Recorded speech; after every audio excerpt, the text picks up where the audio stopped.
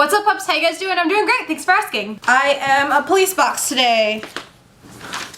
And this isn't a Doctor Who video, but it's my entire life right now. That and what we're about to talk about. So I'd like to start off first by saying that this is a topic that I don't normally talk about, and that's kind of part of why I want to talk about, because I feel like I should be able to talk about this, because it's such a huge part of my life and I deal with it on a daily basis, and I'm aware that there are tons of people out there that deal with this as well.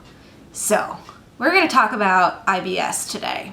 For those of you who don't know what IBS is, that's irritable bowel syndrome, and I have it. So first of all, just to give you a little bit of a backstory, not of myself, of the actual illness, IBS, if you want to call it an illness. A lot of people, they say more than 50% of the people who have IBS don't even realize they have it. 1 in 5 people have it. Women are 2 times more likely to have IBS than men are. IBS is actually a newer term for it. It used to be called nervous stomach syndrome, and a lot of that has to do with the fact that IBS is triggered by 2 different things: anxiety and stress and nerves, and food. So it sucks. Pretty much, if I get nervous or scared or anxious or feel overwhelmed or get way too stressed out, I immediately have to go to the bathroom, because I get a stomach ache that literally triggers me to be like, if I don't get to a bathroom right now, there's gonna be issues. I've dealt with that part of it for most of my life. As far back as I can remember, if I ever got really nervous or stressed out, I would have to run to the bathroom. That's just always how it's been for me.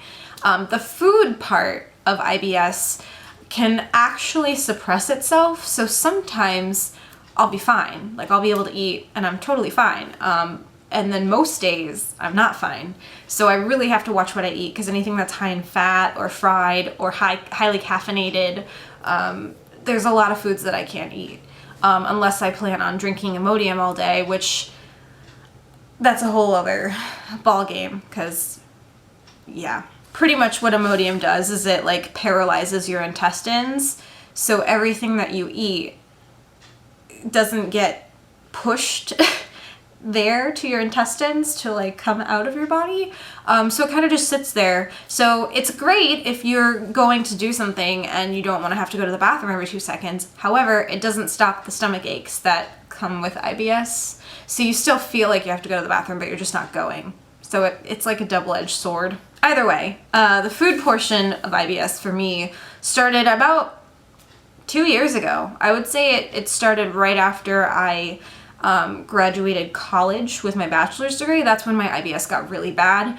And it's also when my stress levels skyrocketed. So it's all correlated. I'm pretty sure like my high levels of stress just like made my IBS that much worse. Anyway, so like I said, it's triggered by stress, anxiety, fear, anxiousness, foods that are highly caffeinated, high in fat, any whole wheat products. Can't eat whole wheat bread. Try to stay away from anything with like a ridiculous amount of grains. I can't eat brown rice, but I try to stay away from just anything that's like that. Even eating regular bread sometimes can be a struggle, because it's still enriched wheat flour, so you have to be really careful. It sucks. And one of the things that also sucks about it, almost as much as having it, is the fact that nobody talks about it. Because when it comes to going to the bathroom, people are just like, don't talk about this. But why? Because I get it. Like, you shouldn't discuss your bowel movements, your bathroom habits. I understand that. It's just not proper. It's not ladylike. It's not gentlemanly. However, when you have IBS and literally everything you do revolves around a bathroom, or like needing to know where a bathroom is, or watching what I can and cannot eat and trying to maintain my stress levels, and then being told, don't talk about going to the bathroom, don't talk about your bowel movements, don't talk about anything related to the bottom part of your body, it's kind of like, I don't know, it just makes me feel like I'm wrong for having IBS, and I don't think that's fair, because it's not something I can help. It's not like I asked to have problems with my stomach. It's not like I asked for my intestines to not be able to handle certain foods and my stomach to get nuts when I'm stressed. Sorry. Stressing myself out by thinking about it. But it is frustrating because I didn't ask for this, and to be told by people that it's inappropriate to talk about if I have to go to the bathroom, like, oh, you shouldn't talk about that, that's gross. I'm sorry that my life is gross, because this is what I deal with on a daily basis, so it's not really fair that I'm not allowed to talk about it. So we're gonna talk about it, because this is my YouTube channel, and I want to. So that was a very long intro. So anyway, now that I've given you sort of a backstory as to what IBS is, it seriously is a struggle for people that have it. And if anything that I've said thus far somehow correlates to you or something that you deal with on a daily basis, you probably have IBS, because it's really common. And I will say this though, a lot of times when you go online to read about IBS, the websites will tell you, you don't need to go to the doctor. Don't go because they can't do anything for you. There's no medication, there's no cure. You might as well just deal with it and slowly try to find out ways to counter it with yourself, because everyone's different. I agree with that statement, but I also don't, because IBS symptoms almost exactly mirror Crohn's disease, which can be a serious issue. It's like an escalated IBS. So for me, I was having so many issues for so long, not realizing that most of them were being spawned from the fact that I used to drink Red Bull daily. Like, I've talked about it so many times in my videos. I used to drink Red Bull all the time. And I went to the doctor finally, because it got to the point where I couldn't function. My life literally was the bathroom. Like, I couldn't make plans. I couldn't do anything with people. I couldn't go out and eat and have an enjoyable time because my life was driven by this illness, this trigger in my body. So I went to the doctor and I got tested for Crohn's, and it came back that I don't have it, thankfully, because that can be a whole other can of worms. So I firmly believe that you should go to the doctor if you suspect that you might have IBS, just because it's good to test and rule out any other disease or situation that you might find. That being said, the doctor did charge me like $500 for a quick exam just to tell me I have IBS and to tell me there's no cure, there's no pills, there's nothing I can do. Take Cetaphil, take Imodium, sorry I can't help you. So I thought that was a little ridiculous. But knowing that I don't have Crohn's and knowing that I don't have any other issues is nice to know.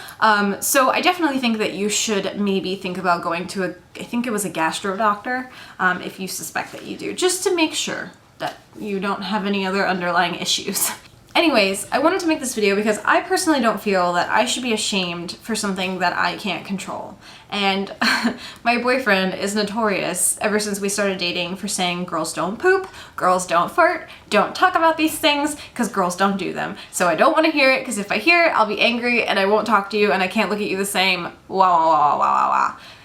I've always thought that's ridiculous, because even before I was dating him, I've always been a very open person, and I've never really cared what people think. If I have to poop, I say I gotta poop. I don't care. It's a human thing, especially for me, because I live my life with this problem. So I've slowly weaned him off of that. He still makes jokes, like if I talk about it, he'll be like, ew, gross, but he doesn't like freak out about it as much anymore, and I don't know why guys are like that. I don't get it. It's not like, it's funny because I wasn't gonna film this video today, but then I decided that I was going to when I was at work. And right before the end of the day, my boss said to all of us, hey, we need to plan our summer party because, you know, it's almost the end of summer.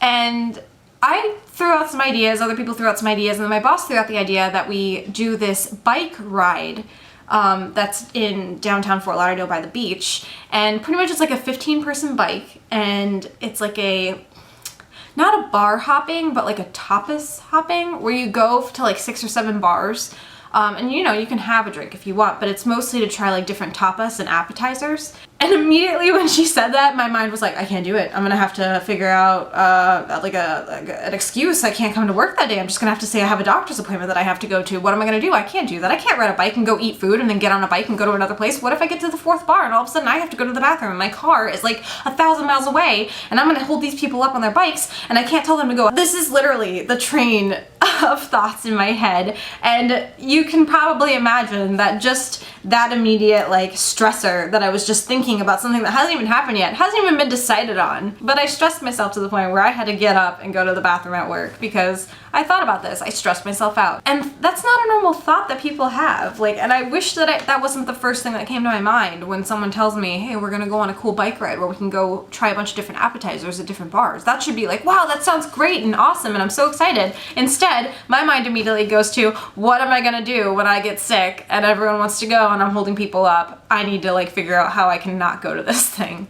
It's really sad. Since we're on the topic, I just wanted to go ahead and give you guys a little bit of advice, whether you have IBS or whether you know someone who has IBS. Here, now that you kind of have an understanding of where I'm coming from and where other people who have this are coming from, these are some things you should probably never ever say to someone who has IBS because all you're gonna do is piss us off. Just relax and you'll be fine. If you say this to someone thinking you're trying to be optimistic and reassuring, you're really just gonna be seen as unsupportive and ignorant. Oh my God, why are you always in the bathroom? People who have IBS are already super self-conscious about having it. Like, it's constantly on my mind when I go to the movies or when I'm out with friends or when I'm at dinner, that people are going to start noticing that I'm getting up to go to the bathroom so much. And then I start to get nervous and I try to hold it in and that stresses me out more, and then I have to actually go because I've stressed myself out. Don't ask me why I'm going to the bathroom so much, please, because it just makes me feel really weird and uncomfortable. And drawing attention to my bathroom habits is only gonna stress me out more and then worsen my symptoms, and then I'm gonna be going to the bathroom double time. So let's just not talk about it. Oh yeah, you're the bathroom expert. Where's the nearest one? Okay, so similar to the last one, people who have IBS don't want to draw attention to their bathroom habits, and we also really don't want to be known as a bathroom expert. So, in fact, I would love to have to not know where any bathroom is ever. That being said, I do always know where the bathroom is everywhere I go because the first thing I do when I go to a new place is either A, ask if they have a bathroom, or B, scope out where the bathroom is.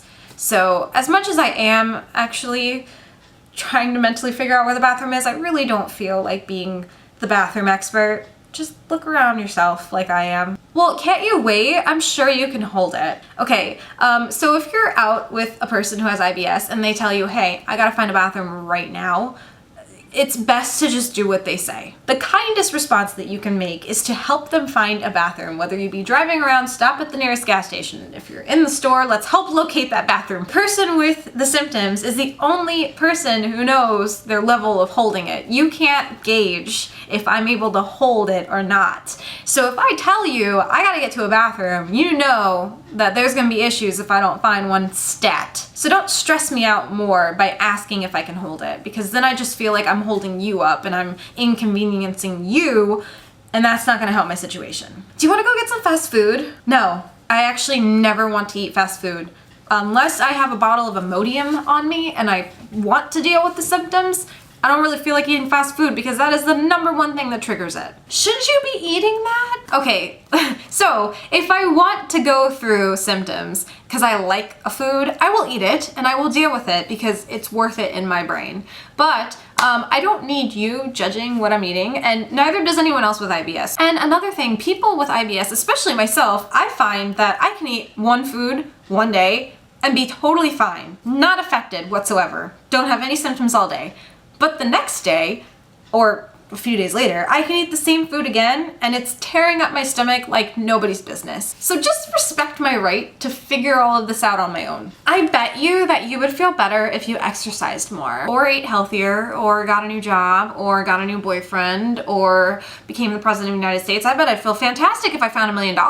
There's no easy cure, there's no right or wrong with IBS. That's what sucks about it. Well, this worked for me. One of the things about IBS is that something that works for one person might not work for the other person. It's okay to offer advice if I've asked, but please don't try to tell me, well, you're just carrying on the symptoms and dragging it out, because if you did this, you wouldn't be feeling this way. You should probably go to the bathroom before we leave so we don't have to stop. This one shows that the person who said this line really doesn't understand the term irritable bowel.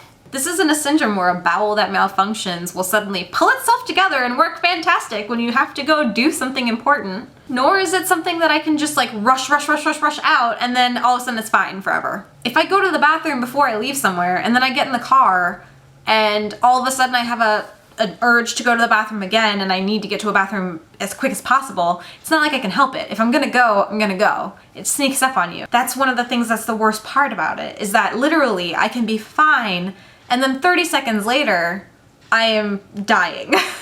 Oh yeah, my mom had IBS, but you know what? She went to the health food store and she took a pill and now she's totally fine. Why don't you do that? Okay, so if your mom went to the health food store and got a pill and was cured of IBS, I can promise you she did not have IBS. Because if there was a pill for it, I'd be on that. But there's not, because there's no cure. If one more person ever tells me how to cure my IBS, I might stab them. Oh, I had that last weekend. So when you describe your symptoms and someone's like, oh yeah, I had that last weekend, but I'm better now, thanks for asking. First of all, I didn't ask. Second of all, if you had it last weekend and it's gone, you didn't have IBS, you had a bug or a hangover. That's like saying you have clinical depression when you're feeling sad for like 3 minutes. Have you had a stomach ache for like 10 years? No? Okay, then stop. Well, why don't you go to the doctor? Okay, so as we said before, I do recommend that you go to the doctor at least once to find out if there's not any other underlying issues. However, this isn't something that you can constantly go to the doctor for. There's nothing a doctor can do for you other than either tell you, yes, you have IBS, or you have something else. And probably, in my opinion, this is the most unsympathetic response an IBS sufferer can get. Well, you know what? I think it's all in your head. How is this helpful? How is that supportive whatsoever? How is that not supposed to make me feel like you just don't care what I'm going through? Are you just saying that if I had the courage and emotional capacity that I could control my bowels, I could just tell them, you will not go to the bathroom right now? Are you insane? Is that how you do it? Is that how, are you saying that you're a magician? That you can just control your body in that way? Are you wired differently? Every day there's some magical ability that you possess. You just tell your bowels to work perfectly fine. And if I could just do this too, I would be well on my way to never experiencing this again. How do I learn your ways, Padawan? Oh, wait. So wait, you don't control your bowels then? So what do you mean you just go to the bathroom whenever your body tells you to? I thought you had some sophisticated mind-bowel connection going on. I was really hoping you could teach me. Bowels are not controlled by your heads. Yes, stressors and anxiety can worsen your IBS, but it's not directly correlated to the way your mind works. There is some research to suggest that IBS has some sort of brain-gut reaction. And this interaction actually leaves IBS sufferers far more susceptible to pain and stomach aches than normal human beings. But that's not what you're saying. You're saying that this whole thing that I've been going through for years and years and years is caused because I'm neurotic.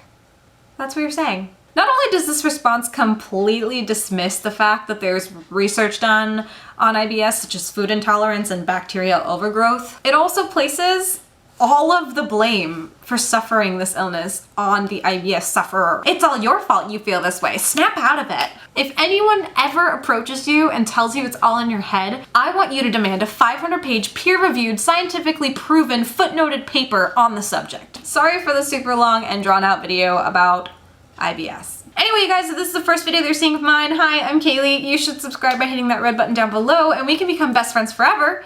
Links to my Twitter, Tumblr, Facebook, and Instagram are also in the description on this bar. I will see you guys in a few days with another video. Hopefully, the next one won't be about pooping. Peace out, trouts.